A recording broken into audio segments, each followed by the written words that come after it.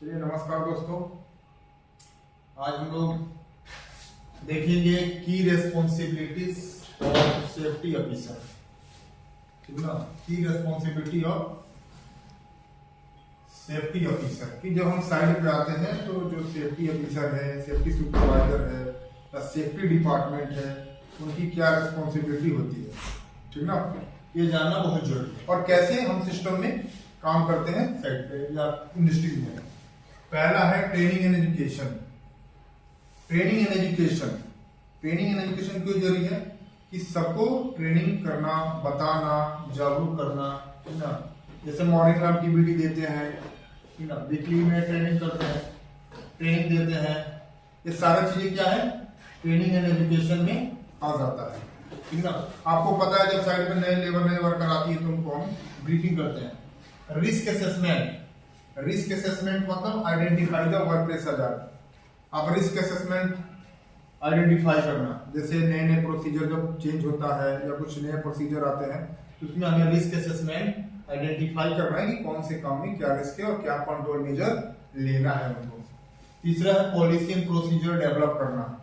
Policy and procedure का मतलब कि जो हम काम करेंगे साइट पे, जैसे एक्सकावेशन होगा या वर्क साइट पे काम होगा, ठीक ना, या कुछ आप पैसा कुछ अलग काम करते हैं, ठीक ना, या मैनुअल हैंडलिंग करते हैं, तो इसमें क्या उसका पॉलिसी होना चाहिए, क्या प्रोसीजर होना चाहिए, स्टेप क्या फॉलो करना है, ये उसके लिए गाइडलाइंस है पॉलिसी एंड प्रोसीजर। ठीक ना, इमरजेंसी रेस्पॉन्स प्लान कि अगर कुछ इस साइड पे इमरजेंसी हो गया, जैसे लाइक ए फायर हो गया, कुछ डिजास्टर हो गया, तो हमें क्या क्या उसमें कंट्रोल करने हैं, क्या प्लान होना चाहिए। इंसिडेंट इन्वेस्टिगेशन, यानी कि investigate incident, near miss, injuries, accident. जब भी साइड पे नियर मिस होता है, एक्सीडेंट होता है, ठीक ना, या कुछ इंजरीज होते हैं, तो हमें वहां पे इन्वेस्टिगेट करने की जरूरत होती है। इन्वेस्टिगेट करते हैं, रूट कॉज फाइंड करते हैं, देन उसको इम्प्लीमेंट करके कंट्रोल मेजर करते हैं।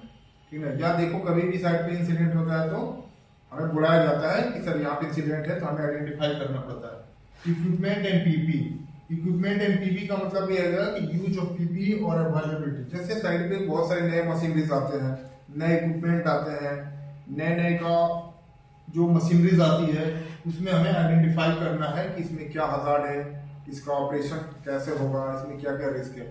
लास्ट में है inspection and audit. Inspection and audit का मतलब ये हो गया कि ये जो सारा साइड पे जो प्रोसीजर चल रहा है, जो सारे चीजों को हमने बनाया है, वो सही तरीके से इम्प्लीमेंट है क्या, वो इंस्पेक्शन और ऑडिट के थ्रू पता चलता है कि कितना इम्प्लीमेंट है, कितना इम्प्लीमेंटेशन नहीं है, कितना गैप है।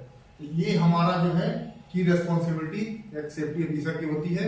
ये हमें अपनी रिस्पॉन्सिबिलिटी खुद ब खुद समझना है और देन हमें अच्छी तरीके से काम करना है।